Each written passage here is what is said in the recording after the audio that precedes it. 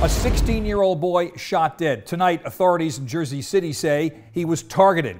Our Monica Guy has more on how the police tried to warn him. George, despite the rain, some of the candles at the makeshift memorial around the corner from the chicken restaurant, where 16-year-old Judane Holmes was fatally shot, are still burning.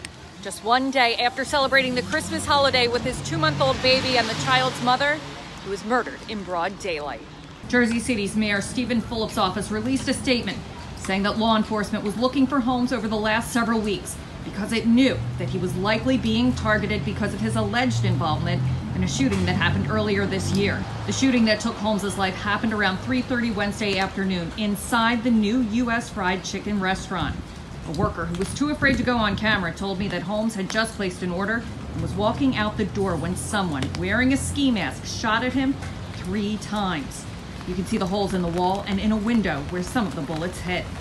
Holmes' friends, including the mother of his 2-month-old baby, have been standing vigil across the street, while people in the community who were too afraid to show their faces on camera say they're no strangers to violence. I think it's very sad that these children that live around here, they have nowhere to go, they have no outlet, and it's sad to see that all this is happening to them here right on our own street corners. Holmes was a student at Snyder High, a performing arts school, and his friends say he was a good student. The Hudson County Prosecutor's Office is asking for your help as they try to track down the boy's killer. If you have any information about what happened, call 201-547-JAIL. That's 201-547-JAIL. Reporting for Chasing News, I'm Monica Guy. George. Thank you, Monica. And joining us now, 2 people who are perfect for a discussion like this. We'll start with, of course, Bob Bianchi, former prosecutor, current defense attorney, and social commentator Lisa Durden. This is a story that bubbles up a lot of emotions. And Lisa, you live in an urban area. When you hear a story like this, what's the first thing that sort of comes to you? The first thing that comes to me, similar to this story with this young man, is Black lives really don't matter to the masses.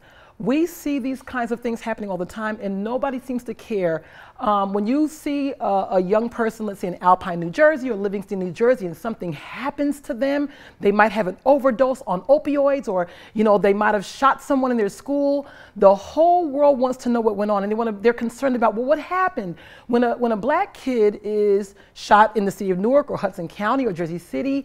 It seems like the life has no value, and that's concerning in the Black community, because it doesn't matter if you see 1,000 murders of a teenager or 1 murder of a teenager. 1 murder is too many murders, and people say, well, it happens all the time. So that's a reason to not care. You're desensitized. That's problematic to me. Well, Bob, I think Lisa hit it at the end there, especially, is that we get desensitized because it happens so often in urban communities. Now, you've been a prosecutor in Hudson County and also in Morris County, so 2 very different communities, 2 counties. What's your experience on something like this? Prosecutors and police do care about every single murder that happens, and I put a lot of people in jail for murdering people in the Black community where there were Black victims.